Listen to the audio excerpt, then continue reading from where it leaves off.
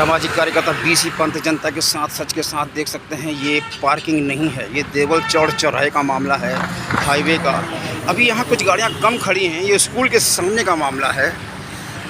यहाँ पर आए दिन दुर्घटनाएं होते होते बच रही हैं।